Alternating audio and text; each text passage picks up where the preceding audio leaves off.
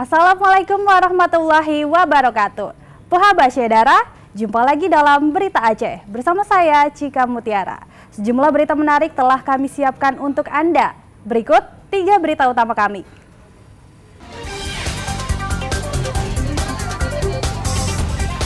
Operasi pasar murah yang digelar di sejumlah daerah masih diserbu warga yang ingin membeli bahan kebutuhan pokok bersubsidi.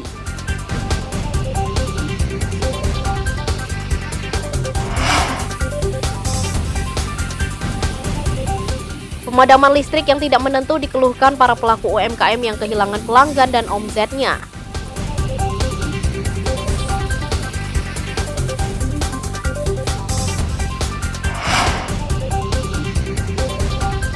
Sejumlah pegiat lingkungan dan jurnalis dari berbagai media memeriahkan peringatan Hari Lingkungan Hidup Sedunia dengan menanam mangrove.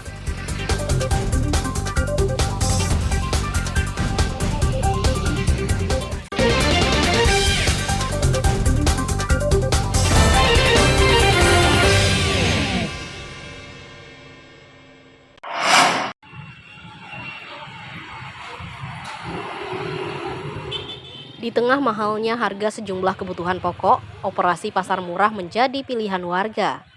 Mereka menyerbu setiap operasi pasar murah yang digelar di sejumlah tempat. Ratusan warga menyerbu pasar murah yang digelar di lapangan Merdeka, Kota Langsa. Mereka antusias menunggu untuk membeli kebutuhan pokok dengan harga murah meski harus mengantri. Harga sejumlah kebutuhan pokok yang lebih murah mendorong warga selalu menanti operasi pasar murah. Namun mereka harus menyiapkan uang lebih banyak karena operasi pasar murah hanya menyediakan paket yang berisi beberapa jenis kebutuhan.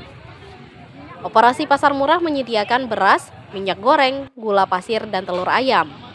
Harga beras kualitas premium hanya Rp9.400 per kilogram. Telur ayam dijual Rp42.000 per papan berisi 30 butir. Minyak goreng kemasan hanya Rp32.000 per 2 liter. Dan gula pasir Rp28.000 per 2 kg. Untuk pasar di Kota Langsa ini sangat jauh karena ada subsidi yang diberikan dari Dinas Disperindak Provinsi Aceh. Untuk beras Rp5.000 per kilogram, minyak goreng Rp5.000 per liter, gula Rp5.000 per kilogram, dan telur Rp10.000 per papan. Sayangnya operasi pasar murah hanya berlangsung hingga kemarin. Padahal pasar murah bisa membantu warga sekaligus dapat mengendalikan inflasi di Kota Langsa. Maimunzir melaporkan dari Langsa.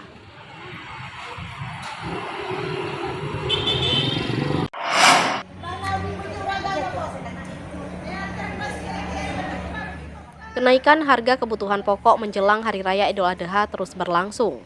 Karenanya operasi pasar murah menjadi pilihan warga memperoleh kebutuhan sehari-hari.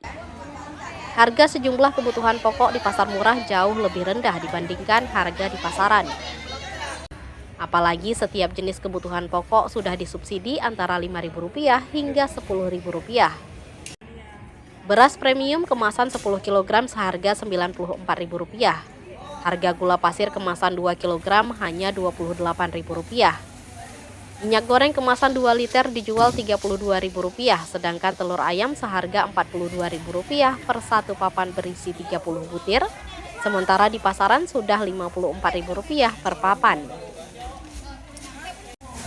Membelinya itu sudah dapat beras 10 kilo, minyak 2 kilo, gula pasir 2 kilo, dan telur 1 papan. Apanya yang pertama, kita bisa memenuhi kebutuhan masyarakat di tengah menjelang terjadinya kenaikan harga di hari-hari besar keagamaan, terutama menjelang Idul Adha yang biasanya kalau harga cabai biasanya 50-60, menjelang Idul Adha sampai berapa, begitu juga dengan kebutuhan yang lainnya, terutama beras, telur, gula, dan juga minyak.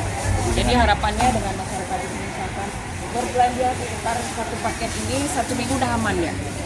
Nah, seperti itu.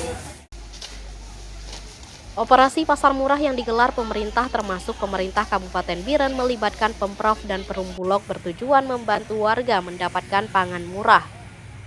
Operasi pasar murah sekaligus sebagai upaya menekan laju inflasi kenaikan harga kebutuhan pokok ini berlangsung sejak 4 Juni hingga 12 Juni 2024 mendatang di 7 lokasi. Tim Liputan melaporkan dari Biren.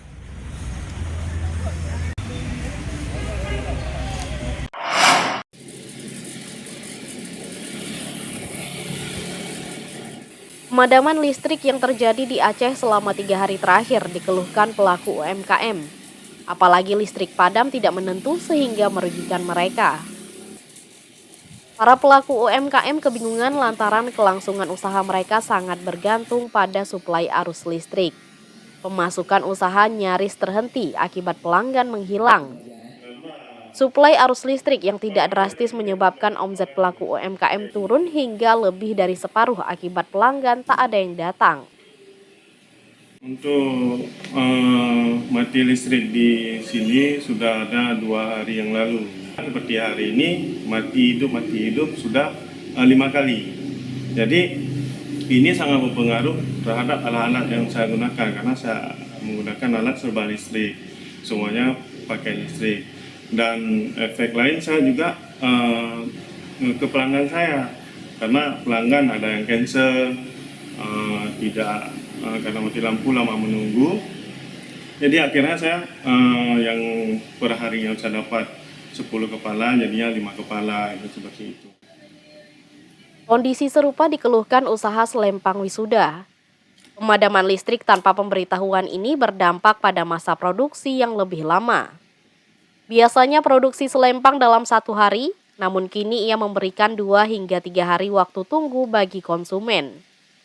Ya, akibat pemadaman listrik udah 3 hari ini, ya kita agak terganggu sih produksinya, maksudnya karena kan kita memang bergantung sekali dengan listrik, apalagi untuk jahit selempang ini, jadinya listrik terganggu beberapa hari ini tuh ya kita harus switch manual mesinnya gitu, dan lebih menguras tenaga juga dan lama waktu produksinya lebih bertambah lagi. Kalau misalnya biasa kita bisa terima sehari, sekarang kita harus terima minimal 2 hari atau 3 hari pesanan dari customer gitu. Mereka mendesak PLN memastikan jadwal pemadaman agar warga lebih cepat mengantisipasi.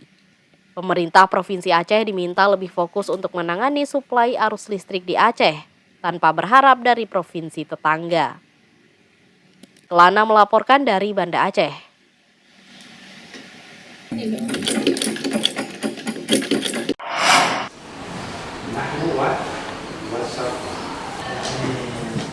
Aktivitas Pondok Pesantren Babun Najah Ule Karing Kota Banda Aceh kembali normal. Proses belajar mengajar di pondok berjalan normal setelah sempat diliburkan sehari usai kebakaran pada Minggu malam lalu.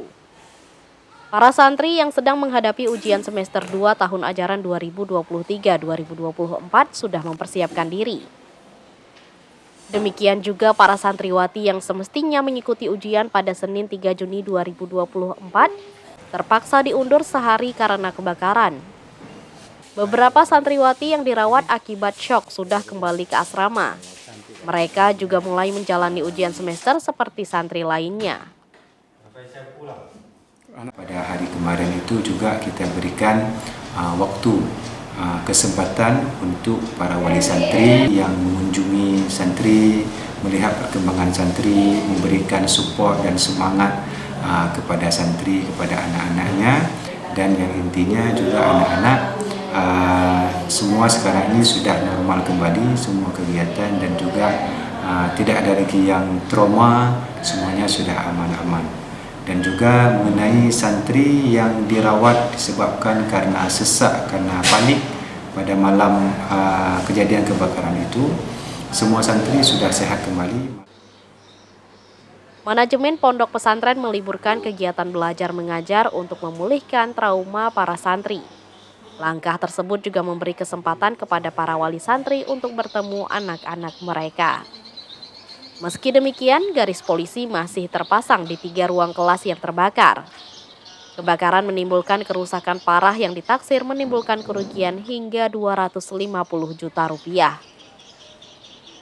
Kebakaran melanda pesantren Babun Najah pada Minggu malam. Meski tak menimbulkan korban jiwa, kebakaran yang diduga akibat hubungan pendek arus listrik ini sempat menimbulkan kepanikan dan menyebabkan belasan santri dirawat. Tim Liputan melaporkan dari Banda Aceh.